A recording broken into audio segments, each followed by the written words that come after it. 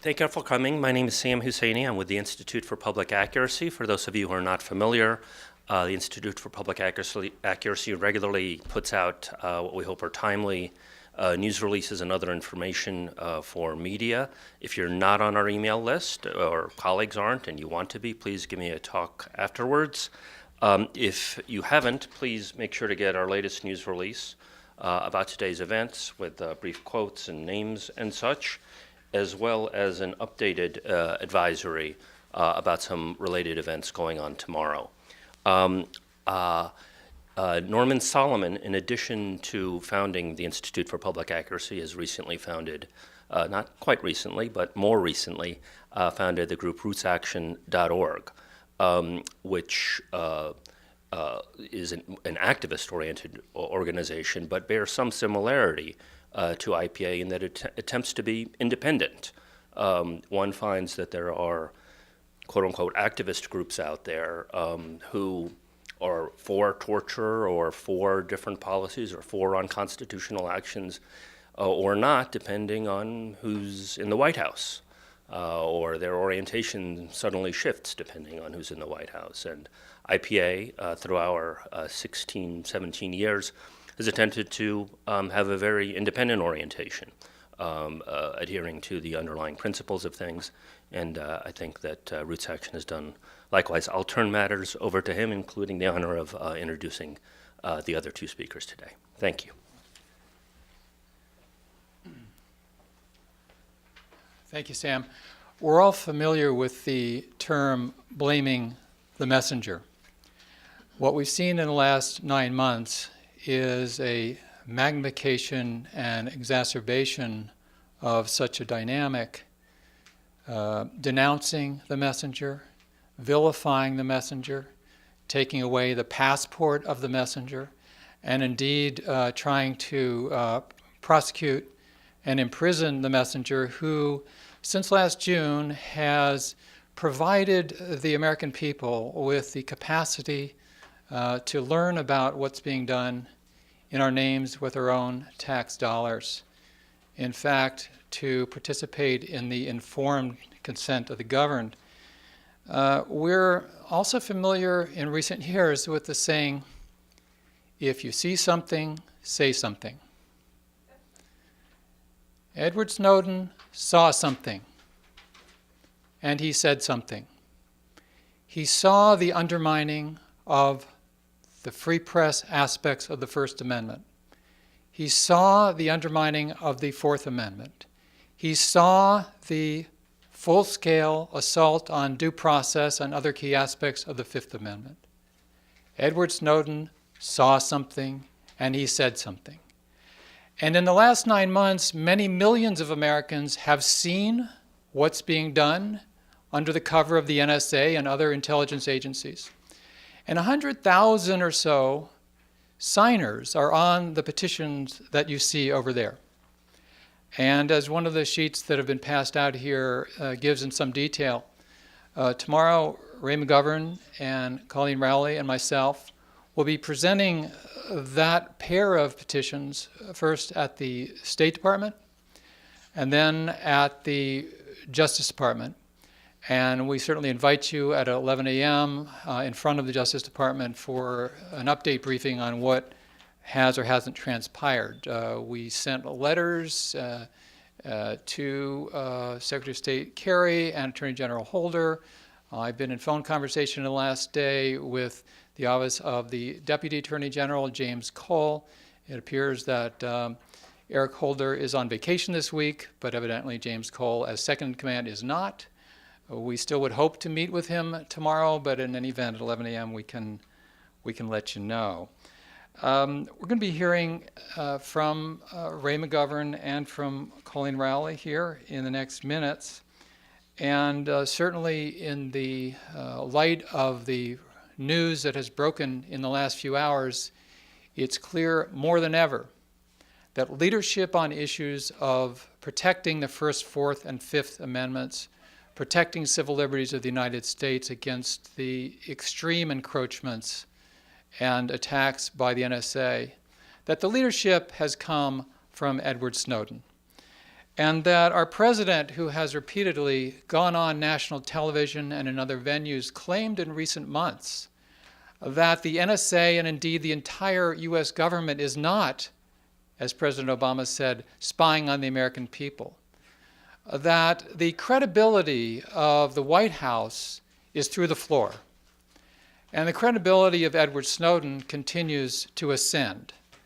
So in that light, for the Justice Department to continue its stance of overt hostility towards Edward Snowden, for the State Department under the Obama administration to continue to deny access to the passport of this US citizen, Edward Snowden, and for our president to remain silent while top officials of the US government speak on background and in other ways, saying in some cases that they would like to see summary execution, killing of Edward Snowden, we are still awaiting a renunciation of those statements from President Obama. So with that, I'd like to introduce our speaker, Ray McGovern. And for the benefit of those who are watching on video, I will mention that Ray McGovern is a former CIA analyst whose responsibilities included preparing the President's Daily Brief and chairing the National Intelligence Estimates. He's co-founder of Veteran Intelligence Professionals for Sanity. Ray McGovern was one of 4 American whistleblowers, including Coleen Rowley, who met with Edward Snowden in Russia on October 9th to present him with an award for integrity in intelligence. Ray McGovern. Thank you. Ray, Is there a, yes, come up there.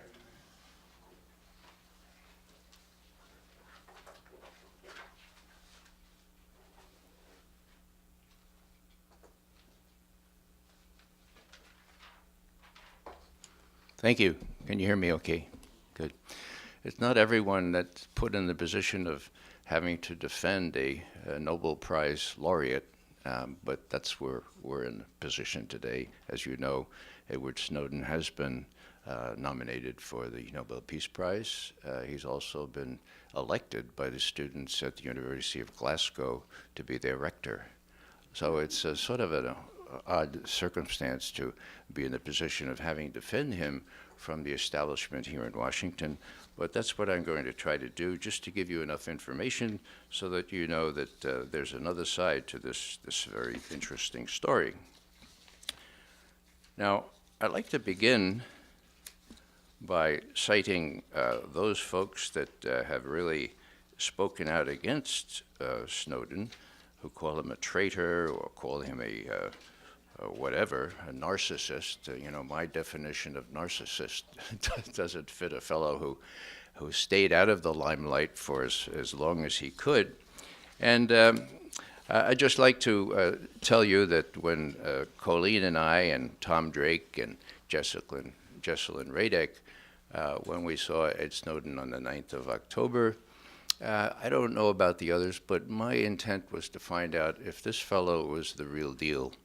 And I came away convinced after 6.5 hours of conversation with him that he was not only the most articulate, the most serious whistleblower I had ever run into since Daniel Ellsberg, but that he was to be taken seriously and that he was justified in his belief that finally something was going to happen.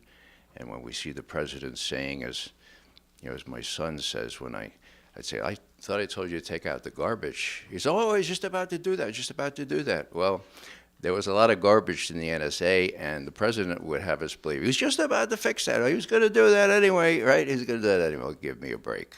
So what has the president said about all this? Well, he said, for example, that, this Snowden fellow, doesn't he know that I signed an executive order? That he could have availed himself of the protection that I would, doesn't he know that? He could have just taken advantage of that. And of course, the answer is this executive order does not cover Edward Snowden in any meaningful way.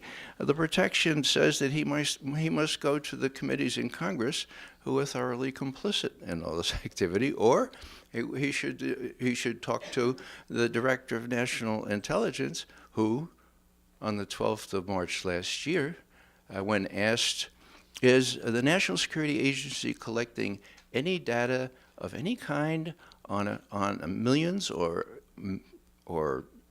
hundreds of millions of Americans? He said, no, sir, no, sir. And you know what? That was the trigger. Snowden has said that when he saw the head of national intelligence lying under oath, then he decided to put in train what he intended to do. And you see that just a couple of months later that happened. James Clapper did lie under oath. His successor as head of the National Security Agency, well, how shall I put this? Well, let me just cite the facts. He said that there were 54 terrorist events thwarted, great word, isn't it? Thwarted by NSA collection of the kind, the bulk collection. And when he was asked again by the Senate Judiciary Committee, he said, well, one, not 54, but just one. And what was that one? That was a taxi driver in California sending $8,500 to Al-Shabaab in Somalia. That thwarted a terrorist event. So these folks are not very good at telling the truth. And that's the important thing, because no wonder that they would come out against Ed Snowden for doing precisely that. I have to agree with the New York Times. I had a little note here about what the Times said. At the very beginning of this year, I guess they were trying to make amends for past transgressions. But on the 2nd of January, they said that there was enormous value of the information that Snowden revealed, and the abuses that he exposed. He has done the country a great service in exposing a runaway intelligence community. Now, I spent 27 years, well, counting my Army intelligence experience, almost 30 years in this intelligence community. In my day, it was not runaway. Did it do some abuses? Yes, but it was always because the president told him to do it. Now, how about this president? That's what I'd like to get into now. How does this president look at this? Does he know what's going on? Does he deliberately cover up for these people? Or does he not know? Is he being given plausible deniability, which, sort of a trade tactic where you don't tell the president everything so that when he says it didn't happen, he's not lying? Well, I don't know what the real answer is here. I like to give him the benefit of the doubt by saying that he's only regurgitating what NSA and others are telling him. For example, the executive order. Doesn't he know that the executive order would be worthless for Edward Snowden? And there's something much more important. And that is, the president has said that if we only had this bulk collection in place before 9/11, we might have been able to find out who it was in San Diego. As most of you know, there were 2 hijackers in San Diego communicating with a terrorist base in Yemen. We might have been able to find out that other telephone number and would have been able to prevent 9/11, okay? Now, 2 big untruths there, okay? Guess what, folks? This may be news to you. We've been trying to spread it around, but we need your help, okay? We did have the telephone number of the San Diego plots, the terrorists. It's as easy as caller ID, folks. And you can talk to anyone in NSA who will be honest. They'll tell you the same. So the president is really not telling the truth when he said, if only we had the bulk collection thing, we could have had that telephone number. It was available. There was not just one telephone conversation, as the president claimed. There were at least 7. How do I know that? Because the head of the National Anti-Terrorist or Counterterrorist Center has said that, okay? And guess what? We not only had the metadata, we had the content of those telephone conversations. Why was 9/11 allowed to happen? because NSA did not share that information outside the hallowed walls of NSA. That is fact, folks. And the person that brought that to light, the person who knew that first, his name is Tom Drake, sorry. Thomas Drake was subjected to 4 years of persecution, prosecution, after which the judge in Maryland said to those 9 Department of Justice lawyers, "Don't you ever dare bring a case like this to me in my court again. Case based on such flimsy evidence, 10 felony charges, 35 years, all charges dismissed." Now, Tom Drake knew what the deal was with respect to what NSA knew before 9/11. He was, when they thought he was a crony, he was a newly appointed executive, they didn't really know that he had a conscience, so they gave him the task of finding out what information was available before 9/11, and he did. And you know what they said to him? What McGinnis, the deputy director, said? She said, "Oh, I wish you hadn't told me that. Go on to a different job." So what we have here is a president who is saying untruthful things. And I lean toward the, toward the scarcely believable hypothesis that he is scared of these folks, that this is why when he came into office, he made it very clear that he would not pursue the torturers back where I worked. They're still walking the halls of the CIA. They're writing books. They're patting themselves on the back. And they're spying on the Oversight Committee. Hello? I think he's afraid. I think he's afraid of what might happen if he really tried to rein the security services in. And I never thought, after 50 years of watching things here in this city, that I would hear myself saying that. Now, what does that mean? Well, that sort of gives him the benefit of the doubt for a chance. In other words, if you say that he's afraid to ask the real questions and he's willing to spout the propaganda that they offer, that's real. That's not only unfortunate, but what we need to do as a citizenry, as an educated citizenry, who have access to these data. If you all are kind enough to put it in your media, there's a chance that we can rise up and say, "Mr. President, we, like Ed Snowden, feel real strongly about our oath to protect and preserve and support the Constitution of the United States, an oath which I swore as an Army officer, an oath which millions of people have sworn. We take that seriously." The last thing I'll say is that Ed Snowden had a copy of the Constitution on his desk in Hawaii. And his coworkers have said, in a Forbes magazine article, have said he used to whip that out and he used to argue with us because what he was asking was, can what we are doing be consonant with the Fourth Amendment? Now, the smart people say that NSA means no such amendment anymore. And General Hayden, who used to head up the CIA, says that the Fourth Amendment does not include probable cause. But in finishing, I think it's really important just to think about what the Fourth Amendment is, because it's very small and it's very succinct and it's very, very clear. The right of the people to be secured in their persons, their houses, their papers, and their effects shall not be violated.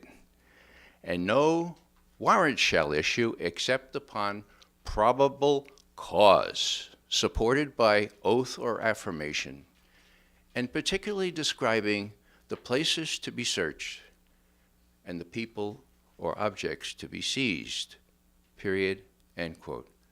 There is no way that bulk collection of our emails, of our telephone calls, or whatever else can be square with that amendment. If they change the name of NSA to no such amendment, we have to change it back. Thank you.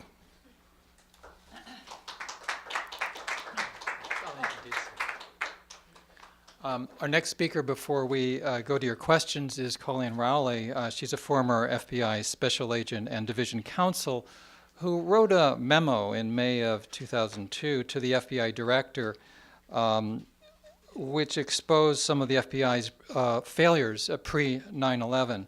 Coleen Rowley was named one of Time Magazine's Persons of the Year in 2002.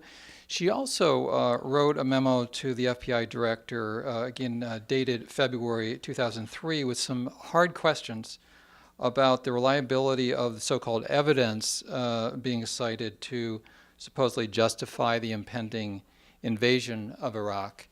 Coleen Rowley. And I also was probably one of the last whistleblowers to get on a cover of a magazine. I mean, and actually survive. There are some others that have been in covers of magazines, but they're either holed up in embassies or unfortunately having to seek asylum in foreign countries. In the last 12, 13 years, there has been a sea change that has gone on. When they say 9/11 changed everything, that part of it is true. It absolutely is. It shouldn't have changed everything, but it did. Most of the failures of 9/11 actually turn out to be failures, and this is not me saying this is the 9/11 Commission. It is actually the Joint Intelligence Committees.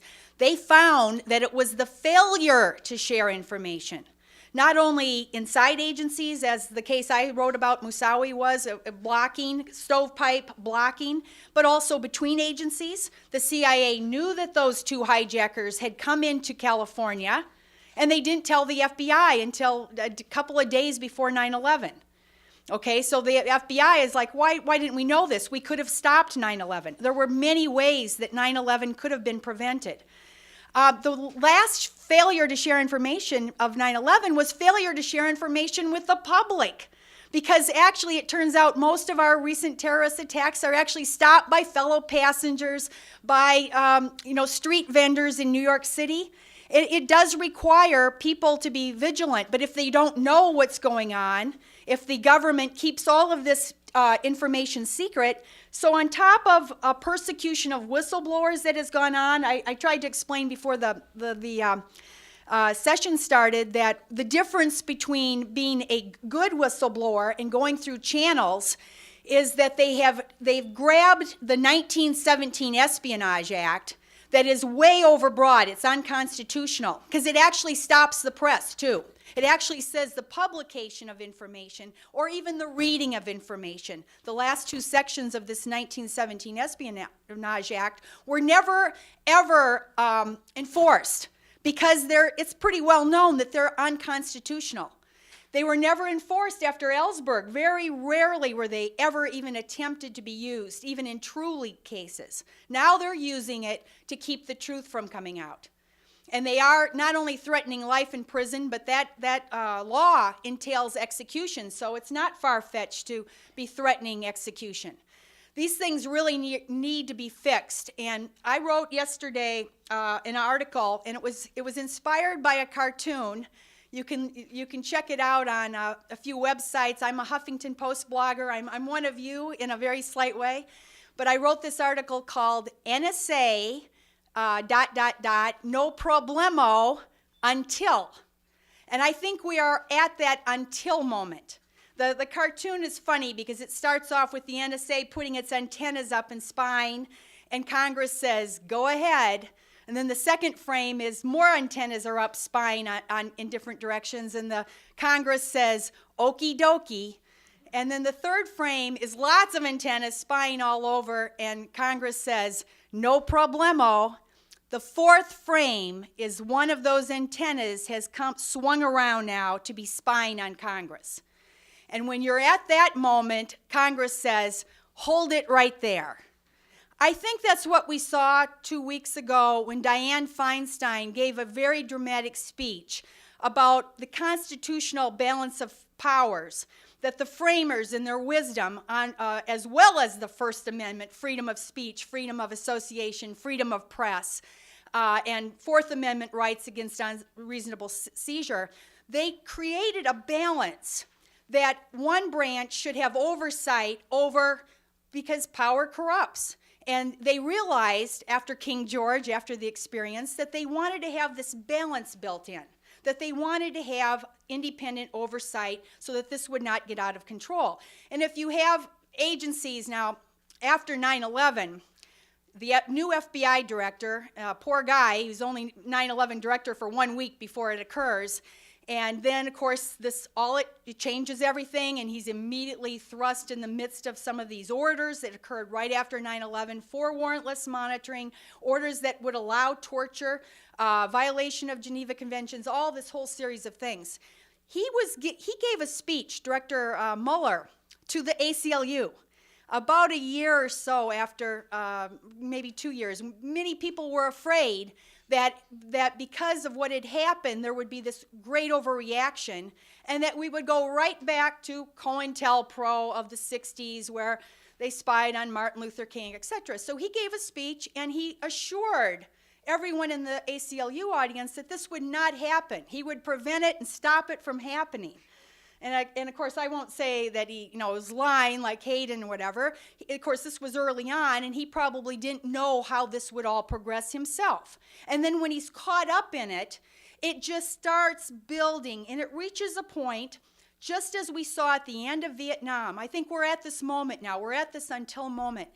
The last 6 years of Vietnam, the FBI's COINTELPRO was spying on, planting microphones in Martin Luther King's apartments and hotel rooms.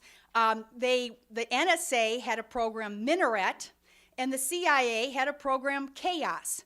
For you people that are older out there, that comes from Get Smart, the old Chaos group. We don't actually know very much about the CIA's secret Chaos, nor the NSA's Minaret program. The reason that more is known about the FBI's COINTELPRO is because a group of activists got the documents. You always need documents to prove these things. They got the documents from Media, Pennsylvania that show this was going on. And then, luckily, there was a person in the FBI, William Sullivan, who told the truth about J. Edgar Hoover thinking that he had the authority not only to spy on and listen to people, lots and lots of Americans and civil rights leaders and feminists, etc. But he believed he had the right to disrupt on top of listening in. William Sullivan said, we sat around a table plotting these things, and no one ever asked, is it ethical, is it legal? And of course, they didn't ask, is it working? That's the other thing. Is this even productive? That's how it got out of control, and went on for the last 6 years. Well, the part of the Minaret program that just came out in September, and this is where it's very much on all fours with Dianne Feinstein's finding out that the CIA was so hell-bent to keep their 6,300-page, $40 million report that has thoroughly studied this issue of how the CIA got into waterboarding and torture after the tapes were destroyed. And it's still being stopped. It's still being thwarted. She's trying hard to get it out, but it's still there. When she found out the CIA was spying on her and then gave this dramatic spying or removing documents from their computers, etc., that is exactly where Frank Church was. It turns out that in September, one document came out about who the 7 Americans were on this list of targeted. 1,650 Americans were targeted by Minaret. We don't know most of them. 7 of the Americans, though, were Martin Luther King, Whitney Young, who were civil rights leaders, not too surprising, Muhammad Ali, no surprise because he was, not going to fight in Vietnam, editor from the New York Times, columnist Art Buchwald. I think he was the columnist for the Washington Post. Everybody's like, why? How did Art Buchwald get on the list being targeted? I guess he wrote something that was too funny. And then the last 2, folks, this is where we're at. The last 2 we know of that were spied on were Frank Church and Howard Baker. Okay, there could have been more senators spied on and targeted by the NSA. Now, this is a serious moment where we've reached this, again, things have gone to a point, and a lot of whistleblowers have tried to get out the information to the press that would make a difference. And we're at a moment now where it seems like people are waking up, including Dianne Feinstein, hopefully, has kind of figured out that it's not just on everybody else. It's actually could stop me. You probably can't see my little flag here. And some people think it's like a traitor flag because it says, think, it's patriotic. If you consider, when I talk on ethics, if you consider that there's the ethical, the legal, and the, what works, what's effective, what makes sense, what's smart. Okay, those three things all go into every ethical decision. The decision to turn on, collect it all, okay, there were people, oh my gosh, we're going to do this? Collect on Americans? That's always been in my head that was wrong. That violates the executive order. The executive order says you can collect on foreigners, but not on Americans. Okay, so it's unethical, it's illegal.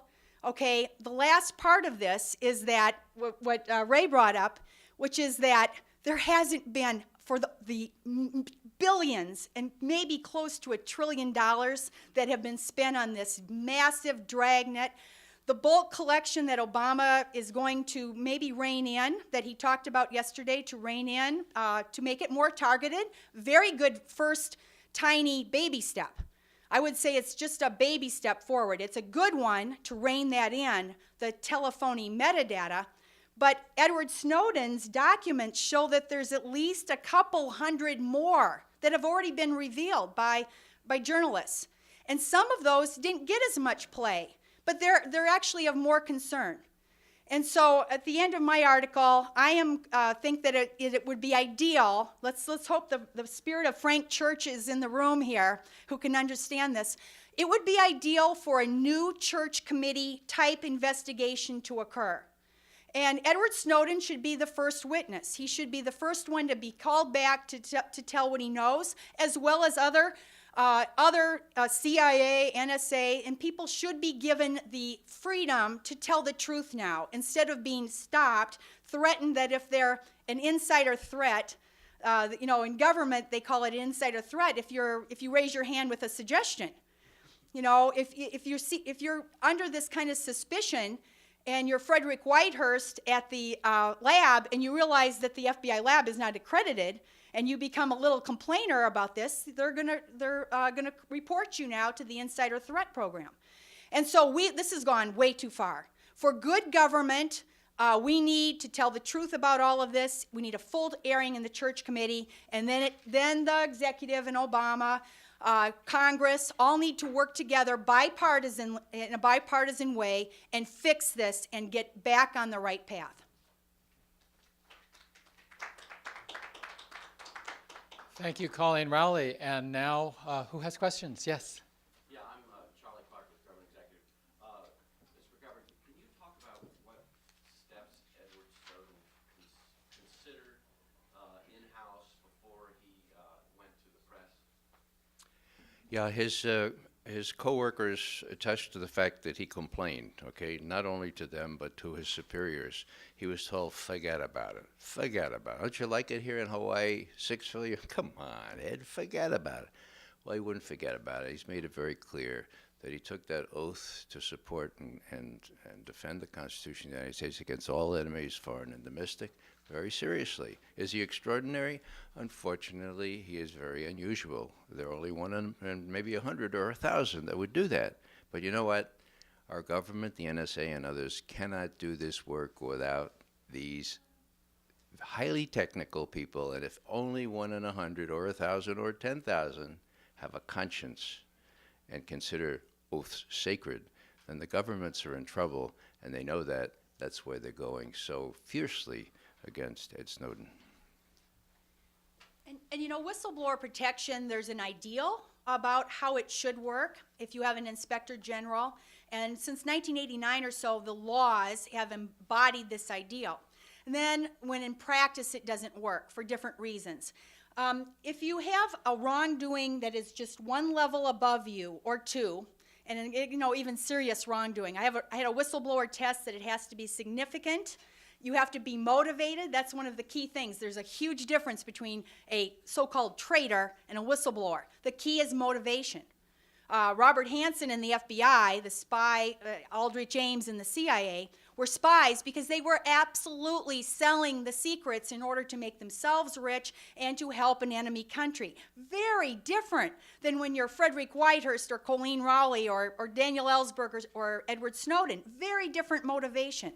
I'm really surprised people have not been able to grasp that. This Espionage Act is not applicable at all. Now, going through the proper channels should be an ideal.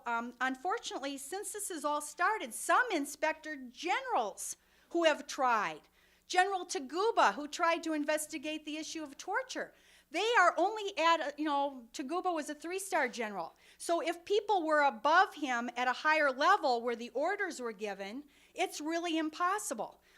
Professor Vladeck, I don't know if some of you know, he's a professor here at George Washington Law School, I believe. And he's an expert on this stuff. And he was in a debate recently, and he said, well, Snowden had no option. And he had no option because these orders and this post-9/11 lawless law of war type following instead of rule of law, this all began and from the highest levels.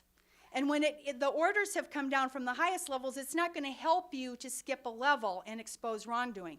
And we need to fix this. We need to have independent, like the church committee. That's the only way that we can actually fix when high levels get involved in wrongdoing. We actually absolutely have to have an independent oversight. Well, yes, and Edward Snowden, of course, he did complain, just as Thomas Drake. I should mention Thomas Tam. Thomas Tam was the whistleblower about the warrantless monitoring in the Department of Justice. And he started sounding out people. I found this secret program where they're monitoring Americans. This was what led to the New York Times 2005 big, bombshell about monitoring Americans. And he went to just as Edward Snowden did, he went to people that he thought would know, and eventually he reached somebody, his supervisor, he reached somebody in Congress, and they say, keep your mouth shut, it's probably unlawful. Now, when that's the case, when you know that this is the environment you're in, and you're told you better keep quiet because it's wrong, and usually the people that will tell you that will also sympathize and say, we all know it's wrong, but we all better go along with it. I've seen this over and over and over now. It's not that people don't understand that are given these orders and that are part of it, but they don't know what to do. They don't know what to do. It takes an exceptional Edward Snowden or an exceptional Daniel Ellsberg to realize you're in this kind of a situation where there's very little option for you to act constructively to try to fix the real problems in a larger sense. And Thomas Drake tried, and he got absolutely retaliated against, because when you go public, then they have your number. Going back to, somebody asked me about Frederick Whitehurst, the FBI lab whistleblower. He's a perfect example, although it's old example. He tried hard to get the FBI lab fixed so that it was not skewing the results to help prosecutors. And he tried to get it accredited because every forensic lab in the country was accredited except for the FBI. And the FBI was not accredited because they said, we are beyond that, we're too good, we don't need to be. And he succeeded after 7 years. But they absolutely destroyed Frederick Whitehurst in the meantime. Other questions? Yes. Yes, I know you talked a little bit about it, but could you explain why, now that the administration said they were wrong, could you explain why legally Edward Snowden is still a traitor and not a whistleblower? I'll do it very short. It is completely incongruent to recognize the merits of a highly illegal, unethical system, which actually has been recognized to some extent. Even the directors have said, we should have shared this with the public. Okay, we should never have kept this secret, and if we had, maybe people would have understood. That's also not true, too, because total information awareness was shared. Poindexter went public in about 2004, sharing that this collect it all was going to happen. The Congress was against total information awareness. The people were completely against it, even though that was right. That was closer to after 9/11. And so they knew that they couldn't share this with the public and it had to be secret. They've now admitted that the debate is good. It's extremely incongruent to be fixing what's wrong, or at least what you're forced to fix publicly, and know that this doesn't work. You know, we're at $17 trillion of debt, and we're going to be spending more money on massive collection. I mean, they know, the people in there know it doesn't work. They're fixing it. But it's incongruent to say that the person who made this possible, whose disclosures now in a public awareness and congressional awareness, is somehow to blame and is a problem. That's completely, these things, if, you know, again, think it's patriotic. This doesn't make sense at all. Yes. So you're going to be giving petitions at the State Department tomorrow. I assume that's for giving back Snowden his passport. Can you talk about the legal impetus for that? Yes, let me direct everybody's attention to the two piles of petitions there. They add up to 100,000 signers. The one on your right is to Secretary of State Kerry.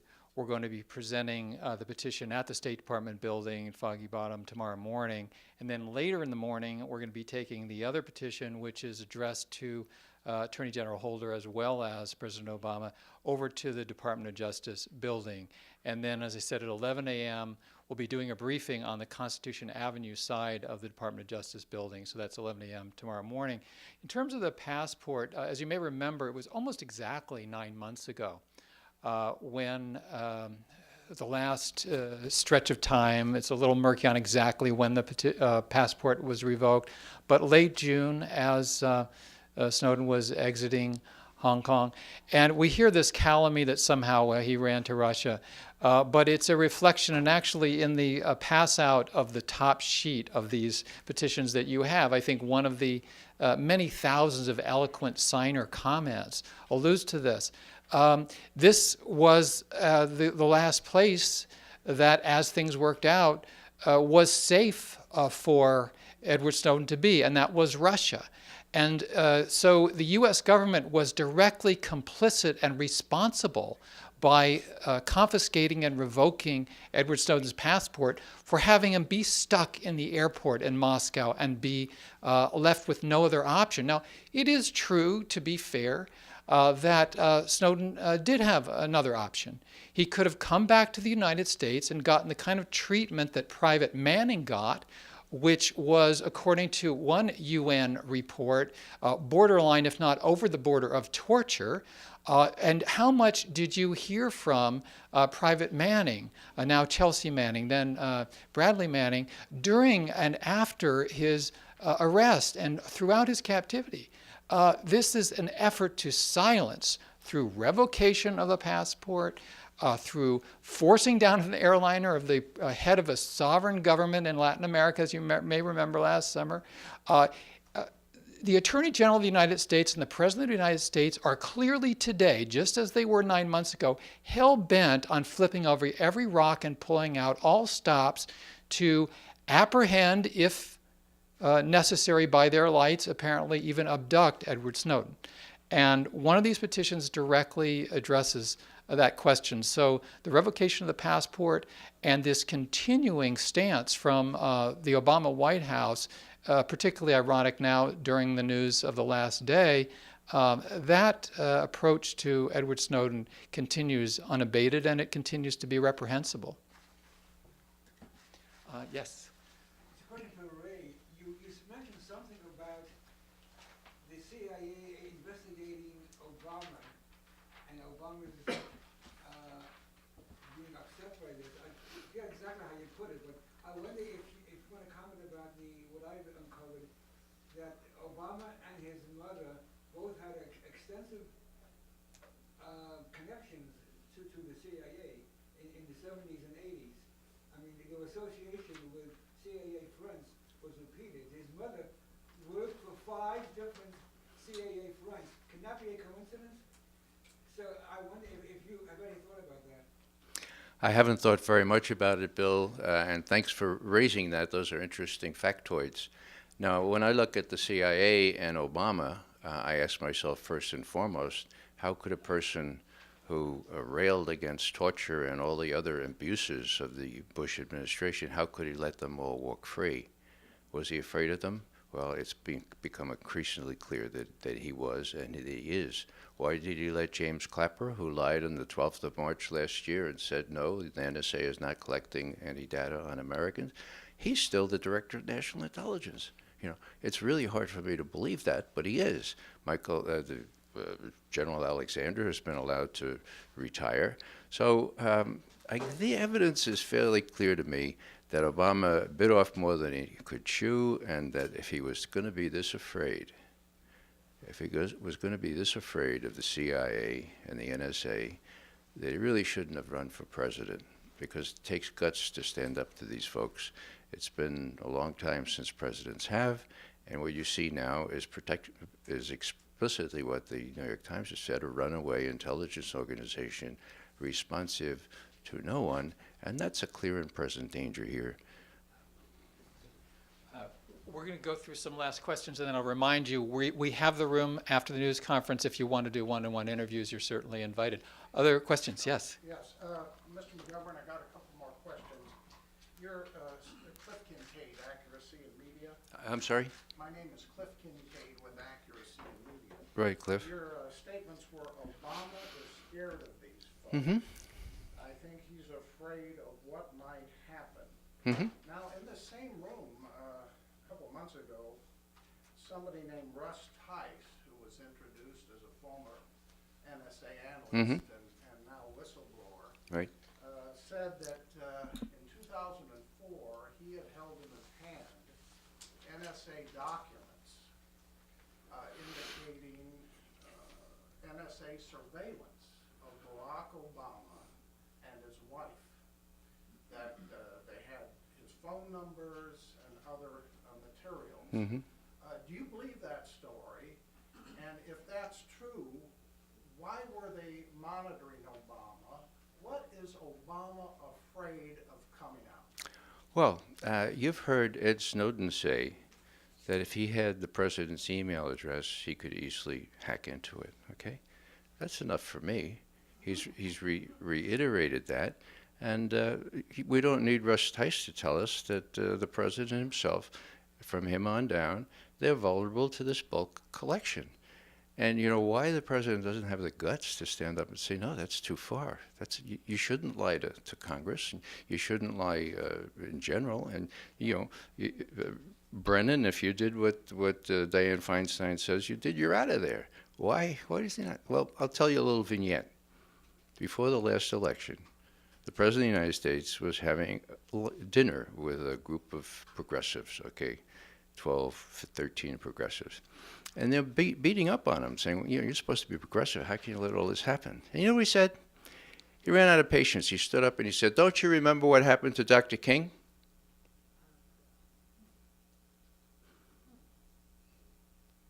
I have that on pretty good authority, okay?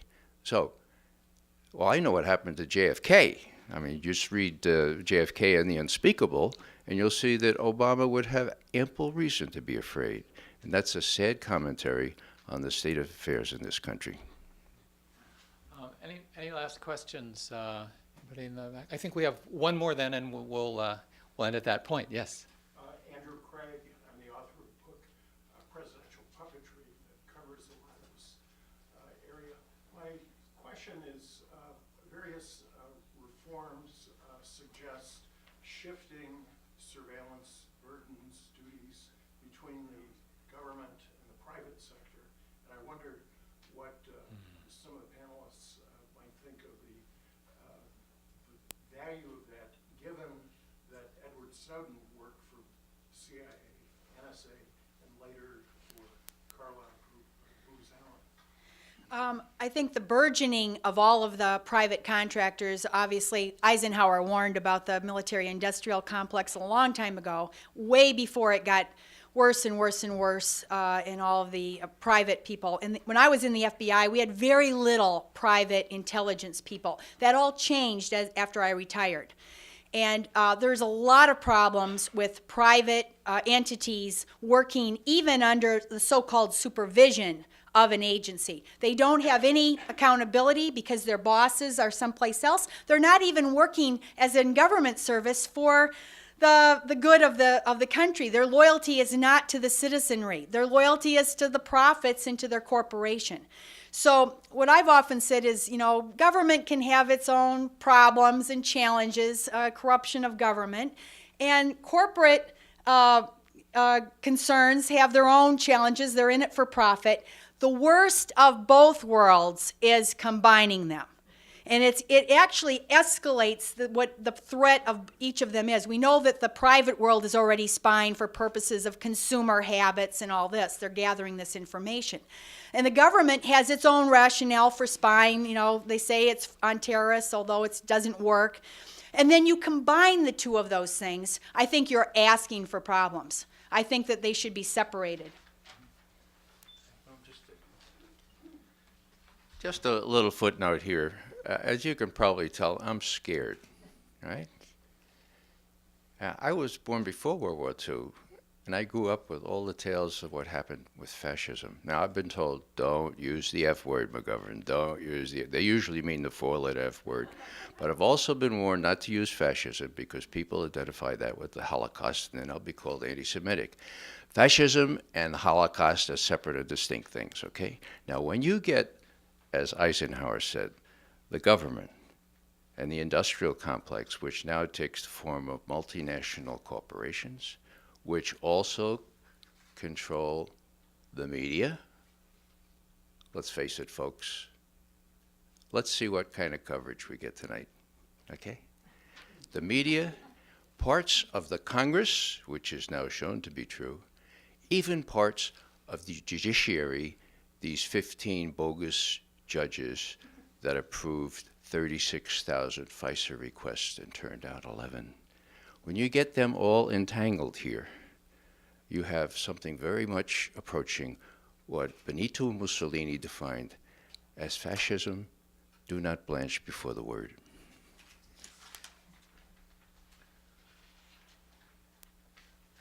Thank you for being here this afternoon.